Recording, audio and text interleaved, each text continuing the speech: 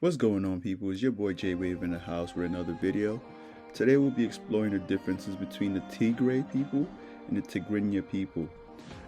Both people sound very similar, but they're actually not. And we're just going to be going through very few differences for the world to know, because I don't see this online.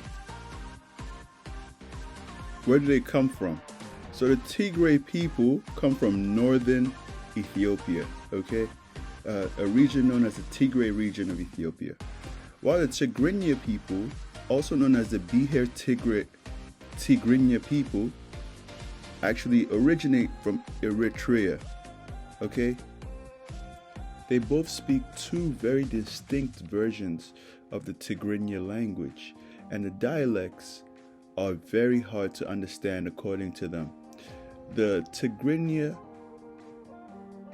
of Eritrea speak the Asmara dialect, while the Tigray of northern Ethiopia speak the Tigray dialect. The Tigray people of northern Ethiopia are influenced highly by the Amharic people, the Amharas.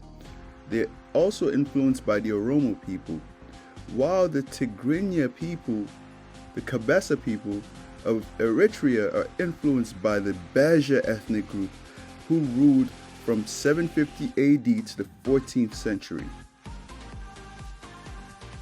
In the 18th century, King Johannes of the Tigray region, which is in North Ethiopia, cooperated with the British and attacked King Tewodros of the Eritrean region.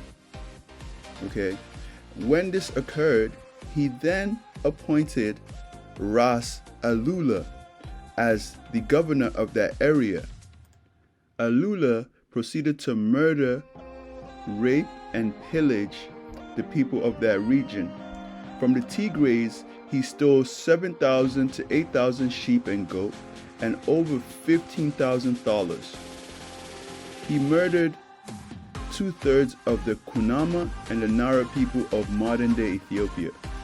He also attempted taking 10% of their land, but the inhabitants resisted him. This all ended when Jonas was defeated and his head was decapitated by the Sudanese Mahdists. Alula became afraid of a possible uprising. He then tried making a deal with the modern-day Eritrea to the Italians for exchange of freedom of the Tigray northern Ethiopian region, but the Italians declined. The Italians sided with Menelik and acknowledged him as the ruler of Abyssinia. From 1890 to 1941, the Italians ruled over Eritrea.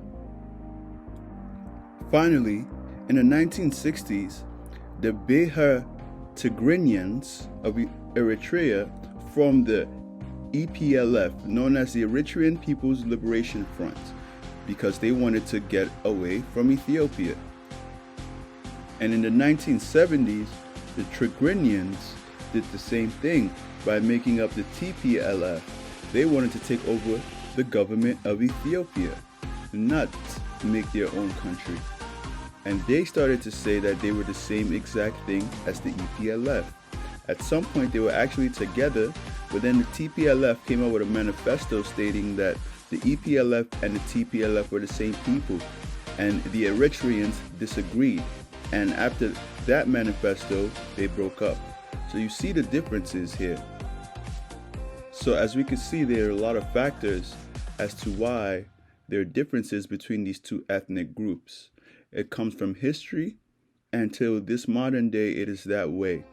Now, I want to go into more detail about the TPLF and the EPLF, but I need y'all to let me know in the comments if you're interested in that. I could go into deep detail about everything that happened and what's transpiring even till now with the TPLF and what is going on with the war. Like, share, subscribe if you're interested in that, because I really love to do that. Like, this is a very interesting people. Honestly speaking, it's a very interesting situation, and I would like to present it to you. So let me know.